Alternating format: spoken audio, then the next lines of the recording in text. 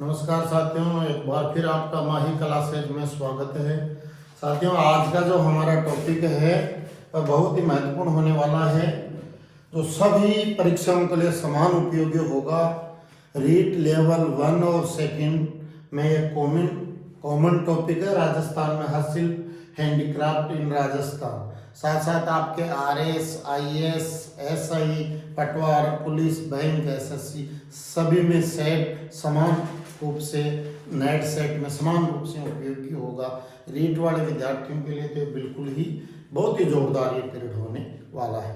तो देखिए, राजस्थान में हस्तशिल्प के लिए मैंने पहले 2 पीरियड डाले हैं। एक तो थेव कला का स्पेशल पीरियड डाला है, जो माही क्लासेज ऑफिशियल में आपको मिलेगा, उसमें अकेले थेव कला का है। एक पीरियड मैंने डाला था फड़ चित्रण, पिछवाई, मौलेला की मरण मूर्ति आदि के बारे में। तो ये 2 पीरियड में पहले ये डाल चुका हूँ। ये तीसरा मेजर पीरियड होगा, जिसमें सारगर्भित रूप से पुनः इन कलाओं की चर्चा करते हुए लगभग गागर में सागर भरने की कोशिश करेंगे कि आपके एक ही पीरियड में आपकी बहुत ही कमांड स्थापित हो जाए। पीछे से जो छात्राएं बैठी हैं, जो ऑफलाइन क्लास भी ले रही हैं, वो थोड़ा सा इधर ध्यान दें ताकि उनके सीधा समझ में आए। तो देखिए, राजस्थान में हस्तशिल्प की बात करते हैं तो राजस्थान में जो हस्तशिल्पों को बढ़ावा देने के लिए, उनका संवर्धन करने के लिए जो है वो है राजसिको, राजस्थान लघु उद्योग निगम कार्य कर रहा है। इसको आपको ध्यान में रखना है। दूसरी बात है कि सांगानेर जयपुर में राष्ट्रीय कागज अनुसंधान केंद्र भी है। तो इन 2 संस्थानों के आपको ध्यान में रखना है। तो देखिए, राजस्थान का जो हस्तशिल्प है वो राजस्थान और भारत में ही नहीं, पूरी दुनिया में राजस्थान अपनी कलाकारी के लिए, मीनाकारी के लिए, हस्तशिल्प के लिए पूरी दुनिया में ये पॉपुलर है। अभी थोड़े दिन पहले मैंने माही क्लासेज ऑफिशियल अपने चैनल में एक राजस्थान में रूमा देवी, जो घूंघट से गलौरी तक मैंने बताया था, जो बाड़मेर के राउत सर की है और जो बटुए पे कशीदाकारी करती है, और जिसको नारी शक्ति पुरस्कार 2018 भी मिला है। इंडिया टुडे ने उसे अपने फ्रंट पेज पे जगह दी है। KBC में भी वो बेटी है। रूमा देवी का अलग से पीरियड है, उसको भी आप देखना और याद रखना, यह हस्तशिल्प से संबंधित है।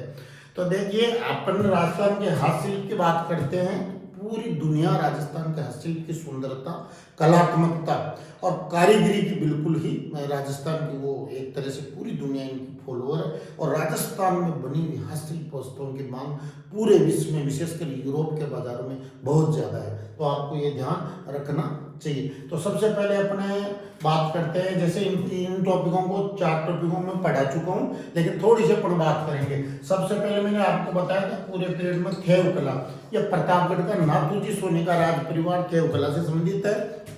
इसमें मैंने बताया था कि बेल्जियम के हरे कांच पर जो सोने का सूक्ष्म चित्रांकन किया जाता है, इसको आपको ध्यान रखना है। और वो पूरा पीरियड भी पुनः आप दे सकते हो। इसके अलावा फड़ चित्रण का पूरा अपना पीरियड हो चुका है। इसमें मैंने बताया था कि एक कपड़े पर है ना, लोक देवता या वीर पुरुष का, लोकनायक का चित्रात्मक आख्यान होता है।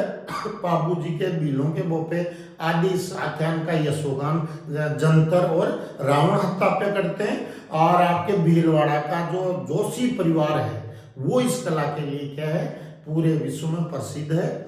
और श्रीलाल जोशी को इसके लिए पद्मश्री भी मिल चुका है। इसकी चर्चा मैं कर चुका हूँ। एक मैंने पिछवाई की थी कि वल्लभ संप्रदाय का प्रभाव जो है मेवाड़ में है। वहाँ नाथ द्वारा में श्री कृष्ण के जो मंदिर हैं वल्लभ संप्रदाय के, उनके पीछे काले कपड़े पर कृष्ण की बाल लीलाओं का चित्रण है, जिसको पिछवाई कहा जाता है। बार बार क्वेश्चन आता है। एक मैंने उसी पीरियड में टेरिकोटा का भी वर्णन किया था, उसको पुनः इस पीरियड से जोड़ रहा हूँ शॉर्ट में, संक्षिप्त रूप से, कि ये मोलेला गांव राजसमंद में है। वहाँ टेरिकोटा की जो मूर्तियां हैं, मिट्टी की मरण मूर्तियां हैं, पूरे विश्व में प्रसिद्ध हैं। एक बहुत बड़ी मंडी बन चुकी है। वहाँ के कलाकारों का एक पूरा गांव जो है प्रजापति समुदाय के, उनका पूरा एक गांव बसा हुआ है, जो इस कला को बढ़ावा दे रहा है। ये भी आपको ध्यान रखना है। अब देखिए, उससे आगे बढ़ते हैं साथियों। तो फिर हम बात करते हैं ब्लू पार्ट्री की। देखिए, ये यहीं से क्वेश्चन छपने वाले हैं सभी परीक्षाओं में, और परंपरागत रूप से ये पूछे भी जाते हैं। तो देखिए, ब्लू पार्ट्री क्या है। ब्लू पार्ट्री एक्चुअल में क्या है कि जैसे चीनी मिट्टी के जो बर्तन है, उन पर नीले रंग से जो है चित्रकारी है, बहुत ही अद्भुत और शानदार मनमोहक चित्रकारी की जाती है। और भारत में ब्लू पॉटरी की जो कला है वह है, ये क्वेश्चन बार बार आया हुआ, पर्सिया या ईरान से आई है। तो एक बार RS प्री 2003 में भी एक क्वेश्चन आया था जब मैंने ये परीक्षा भी दी थी कि ब्लू पॉटरी की जो कला है वो भारत में किस देश से आई, पर्सिया ईरान से आई, आपको ध्यान में रखना है। और राजस्थान में अगर बात करें तो जयपुर इस कला का गढ़ है, ब्लू पॉटरी का जयपुर गढ़ है। और राजस्थान में इस कला को लाने का श्रेय जो है मान सिंह प्रथम को है, मान सिंह प्रथम को है। लेकिन इस कला को सर्वाधिक जो संरक्षण मिला वह सवाई राम सिंह के द्वारा मिला, इसको सबसे ज्यादा प्रश्रय जो मिला, संरक्षण मिला, जो जिसको इस कला का जिनके नेतृत्व में मार्गदर्शन में विकास हुआ राजस्थान में जयपुर में, वो सवाई राम सिंह थे। तो ये वेरिएशन भी आपको ध्यान रखना है कि ये मान सिंह प्रथम इसको यहाँ लेकर आए, और जो सवाई राम सिंह है जिन्होंने जयपुर नगर को गुलाबी नगर का वो जो करवाया था, वो सवाई राम सिंह ने इस कला को सबसे ज्यादा संरक्षण जयपुर में और राजस्थान में दिया है। तो ब्लू पॉटरी का आपको ध्यान रखना।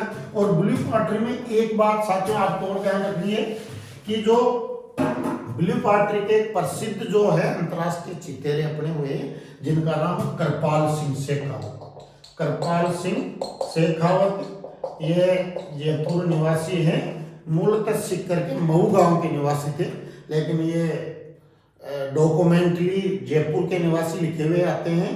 तो ये इन्होंने पूरी दुनिया में ब्लू पॉटरी का लोहा मनवाया और भारत सरकार ने इनको चौथा सर्वोच्च नागरिक अलंकरण पद्मश्री से भी इनको सम्मानित किया है।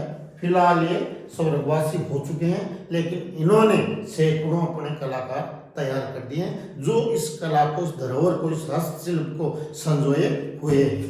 अब देखिए ये ब्लू पॉटरी के बाद में एक आपको थोड़ा शॉर्ट में ध्यान रखना है, कोटा की ब्लैक पॉटरी भी प्रसिद्ध है जिसमें काले रंग का प्रयोग होता है। ब्लैक पॉटरी कई बार ये सम्मिलित युग्म आ जाता है, कथन कारण आ जाते हैं, तो आपको ध्यान रखना है। एक कागजी पॉटरी भी है। देखिए ये कागजी पॉटरी जो है वो अलवर की है। इसमें क्या होता है कि पतली परत के बर्तन होते हैं जो कागजी पॉटरी के नाम से जाने जाते हैं। तो उन बर्तनों की जो परत है ना, बिल्कुल ही जो कलाकारी से पतली होती है और वो एक तरह से फैंसी बर्तन टाइप होते हैं। तो वो कागजी पॉटरी अलवर की है, आपको साथ में उसको ध्यान में रखना है। देखिए उसके बाद में बात करते हैं एक उस्त कला की। उस्त कला का नाम आते हैं, आपको किस कलाकार का नाम ध्यान आ जाना चाहिए, हिसामुद्दीन उस्ताद का। बार बार क्वेश्चन आ रहा है हिसामुद्दीन उस्ताद। और अब उसके फॉलोअर हो जाते हैं अनुयायी, तो वो तैयार हो जाते हैं, वो कर रहे हैं, ये स्वर्गीय हो चुके हैं, बीकानेर के हैं। और इन्होंने उस्त कला को पूरी दुनिया के नक्शे पे राजस्थान की कला को लेके आए। इन्होंने किया ऊंट की खाल पर कुप्पों के रूप में स्वर्ण और चांदी की कलात्मक चित्रकारी की, जिसको उस्त कला के नाम से जाना जाता है। और बीकानेर क्षेत्र में जो है वो चूंकि अपने ऊंट वगैरह उधर भी होते हैं, ये भी आपको ध्यान रखना है। तो ये उस्त कला हिसामुद्दीन उस्ताद की बीकानेर क्षेत्र से संबंधित है और इसको अंतरराष्ट्रीय जो पहचान है वो स्वर्गीय हिसामुद्दीन उस्ताद ने दिलाई। और इसमें ऊंट की खाल पर चित्रकारी की जाती है, आपको ध्यान रखना है। इसमें से बहुत शानदार क्वेश्चन बनते रहते हैं। अब देखो राजस्थान के हस्तशिल्प के इसी क्रम में आगे बात करते हैं एक डोरिया मसूरिया कला। डोरिया मसूरिया, देखिए आपकी तैयारी इतनी उत्कृष्ट होनी चाहिए कि इसको लिखते आपको सब कुछ याद आ जाना चाहिए। देखिए ये क्या है, डोरिया मसूरिया क्या है, एक साड़ी की बहुत ही श्रेष्ठ किस्म है। और अपने इस डोरिया मसूरिया साड़ी के सामने बनारस की जो है वो साड़ियाँ या और कहीं के फेमस कलकत्ता की साड़ियाँ कलात्मकता के हिसाब से, हुनर के हिसाब से कहीं भी नहीं टिकती है। तो ये कोटा की डोरिया मसूरिया जो कैथुन और मांगरोल कस्बे में जो इसको एक उद्योग के रूप में, कुटीर उद्योग के रूप में, आजकल तो इसका मॉडिफाई भी हो गया, आधुनिक मशीनें भी लगी, बहुत ही प्रसिद्ध है, पूरे विश्व के नक्शे पर प्रसिद्ध है। बड़े बड़े फिल्में पर्दों पर अभिनय करने वाले उत्कृष्ट अभिनेत्रियां भी डोरिया मसूरिया ब्रांड की जो विशेषतः साड़ियां और कपड़ों का प्रयोग कर रही हैं चलचित्र में। अब देखिए ये इसके लिए एक प्रोग्राम भी सर राजस्थान सरकार ने चलाया था, विकास के लिए फैशन, विकास के लिए फैशन। अभी क्वेश्चन आरएस में भी आया था कि विकास के लिए फैशन जो कार्यक्रम है किन उद्योगों को बढ़ावा देने के लिए चलाया गया, तो वो डोरिया मसूरिया उद्योगों को बढ़ावा देने के लिए चलाया गया। पीछे से जो छात्र छात्रा है थोड़ा सा कंसंट्रेशन इधर रखे ताकि मैं आपको और अच्छा अधिक समझा सकूं। तो अब देखिए डोरिया मसूरिया को आपको ध्यान में रखना है। उसके बाद में जैसे एक शब्द है मोकड़ी और एक मोजड़ी। देखिए परीक्षाओं की तैयारी और एग्जाम हॉल में प्रदर्शन है, उसमें आपकी साइकोलॉजी भी मजबूत होनी चाहिए। कई बार आप दोनों के बारे में जानते हो लेकिन जल्दबाजी में पढ़ते हो, अच्छे से नहीं पढ़ते हो, घबराहट में पढ़ते हो, तो मोकड़ी को तो क्या जूती समझ लेते हो और मोजड़ी को लाख की चूड़ी समझ लेते हो। पहले तो दोनों में अंतर समझो। जो मोकड़ी है वो जो है वो लाख से बनी हुई चूड़ियां हैं जो जयपुर और जोधपुर की प्रसिद्ध है, जयपुर की और जोधपुर की। और जो मोजड़ी है वो जूती है, चमड़े के खाल से बनी हुई जूती है। और ये मोजड़ी भी जैसे नागौर की है, जैसे जोधपुर की भी है, जयपुर की नागरी जूतियां हैं। और जोधपुर में पाकिस्तान से चमड़ा के मिर्जा ब्रांड की जो जूतियां वो भी बहुत ही प्रसिद्ध है, जो राजस्थान के कलाकार बनाते हैं। तो मोकड़ी और मोजड़ी का आपको जो है वो अंतर ध्यान रखना है और ये बार बार परीक्षाओं में पूछा जाता है। इसी तरह में हम आगे बढ़ते हैं तो फिर एक बात करते हैं, जैसे राजस्थान हस्तशिल्प कला या वस्त्र से संबंधित है जो क्वेश्चन आता है, इसलिए पोंचा। तो देखिए ये पोंचा क्या होता है, एक तरह से पीले और थोड़ा सा हल्का लाल रंग की पृष्ठभूमि का जो है ओढ़नी होता है। और इसमें राजस्थान में क्या होता है कि जब किसी महिला के बच्चा होता है तो उसके मार्त पक्ष यानी पियर पक्ष की ओर से इस महिला को उड़ाने के लिए ये जो पोंचा है वो लाया जाता है, जिसके लोकगीत भी हैं। और राजस्थान की संस्कृति में इसके एक बहुत विशेष भूमिका है, इसलिए पोंचे का प्रयोग किस अवसर पर किया जाता है, उसका जो आधार रंग है वो क्या होता है, इसके बारे में क्वेश्चन आता है। तो पोंचे को आपको ध्यान में रखना है। अब देखिए आगे बात करते हैं तो कई बार जो अपने आपने देखिए एक खंडेला कस्बा है राजस्थान के सीकर जिले में। खंडेला में आपको एक तो ध्यान रखना है कि पाइराइट नामक खनिज का बड़े पैमाने पर उत्खनन हो रहा है। और अभी एक खंडेला कस्बे का रोयल गांव है, ये पूरे अंतर्राष्ट्रीय स्तर पर यह चर्चित है गांव, रोयल गांव। इसमें यूरोनियम के बहुत बड़े भंडार मिले हैं जो आगामी आने वाले 60 वर्षों तक भारत की यूरोनियम की जो है पूर्ति करेंगे। तो इसलिए भी खंडेला प्रसिद्ध है। कलाओं के हिसाब से मैं देखूं तो इसको इसलिए लिया है कि खंडेला का गोटा उद्योग जो है वो राजस्थान भारत में नहीं पूरी दुनिया में ये प्रसिद्ध रहा है गोटा उद्योग। और इसमें कुछ गोटे की किस्में भी प्रसिद्ध है, जैसे कई बार क्वेश्चन भी अभी आरपीएससी में आया हुआ है कि जैसे लप्पा, लप्पी, किरण, बांकड़ी, ये क्या है, तो ये गोटे की एक किस्में हैं। बहुत ही सुंदर और अच्छा आकर्षक गोटा होता है, तो आपको इसको गोटे के बारे में भी आपको ध्यान में रखना है। अब देखिए आगे बात करते हैं तो आपको ये भी ध्यान रखना है कि गोटे की बात आगे तो एक बार क्वेश्चन आया था बिनोटा, बिनोटी किससे संबंधित है, दूल्हा दुल्हन की जूतियों से संबंधित है। अब एक अच्छे पॉइंट पे बात करेंगे जो बहुत ही महत्वपूर्ण है, यह है राजस्थानी पगड़ी। राजस्थानी पगड़ी देखिए पगड़ी को जो है सबसे पहले तो बहुत मुहावरे के रूप में प्रयुक्त होता है, अपनी आन बान शान और मर्यादा और स्वाभिमान का प्रतीक माना जाता है। और अपने मुहावरा भी है कि घी खाना तो पगड़ी रख के खाना, और पगड़ी को किसी के कदमों में नहीं रखना चाहिए। और अपने पगड़ी को ना झुकने देने के लिए राजपूताना में असंख्य जोहर, बलिदान और युद्ध हुए, इतिहास इस बात का साक्षी है। देखिए राजस्थान की बात करें तो जैसे मेवाड़ क्षेत्र में जो केसरिया पगड़ी है वो शौर्य का और अप्रतिम बलिदान का प्रतीक है। जैसे जोधपुरी जो साफा है वो अपनी पूरी दुनिया में एक छाप रखता है। ओलंपिक में भी खिलाड़ी जो जाते हैं ना तो अपनी राष्ट्रीय पोशाक जोधपुरी जो कोट पैंट है उसको पहन कर जोधपुरी साफा लगा के वो जो ध्वजवाहक है और खिलाड़ी हैं वो परेड में शामिल होते हैं। इसको आपको ध्यान रखना। इसके अलावा राजस्थानी पगड़ी की बात करें तो एक विशेष श्रेणी है।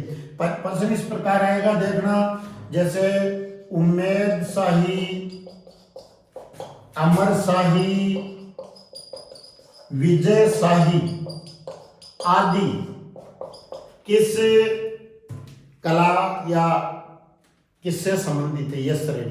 तो यह राजस्थानी पगड़ियों है। जैसे पहला ऑप्शन थोड़े दिन पहले 2007 में परीक्षा लगी थी, आरपीएससी ने जो तृतीय श्रेणी की परीक्षा लगी थी उसमें पहला ही प्रश्न ये आया था और उसका पहला ऑप्शन आया था कि राजस्थान में गंगानगर शुगर मिल से बनने वाली शराब की किस्में। शराब की किस्में नहीं है, ये थोड़ा सा शाही शब्द से कंफ्यूज हो रहा है। यह राजस्थानी पगड़ियां हैं। तो इस पूरे समुच्चय को उमेर शाही, अमर शाही और विजय शाही आदि शाही शब्द लगा हुआ यह है, यह राजस्थानी पगड़ियों से संबंधित है। अब देखिए बात करते हैं और कुछ कलाओं की। जैसे एक तो करेंगे अपना अजरक प्रिंट की। तो कई बार तो इसका क्षेत्र ही पूछ लेता, बाड़मेर से संबंधित है। बार बार आने वाले क्वेश्चन अजरक प्रिंट का संबंध कहां से? बाड़मेर से है। इस अजरक प्रिंट में क्या होता है? वस्त्रों पे नीला प्लस जो है लाल रंग की पृष्ठभूमि का छापा लगाया जाता है, जो बहुत ही प्रसिद्ध है देश विदेश में अजरक प्रिंट। इसी जगह अपने आगे बात करते हैं इसी क्रम में, तो एक बादला की बात करते हैं। ये जो बादला, इसका भी क्वेश्चन आता है। एक्चुअल में क्या है, ग्रीष्मकालीन में जो है वो पानी को ठंडा और अच्छा रखने के लिए जोधपुर मारवाड़ क्षेत्र में जो पानी का बर्तन होता है घड़ा, उस पे बादले में धातु जिंक यानी उसका लेप करके और उसको बहुत ही अच्छा बनाया जाता है ताकि गर्मियों में जल शीतल रहे, तो वो बादला कहलाता है। यह जोधपुर क्षेत्र का प्रसिद्ध है। अब देखिए अजरक प्रिंट हो गया, बादला हो गया, उसके बाद में आपके एक है मथेरण कला।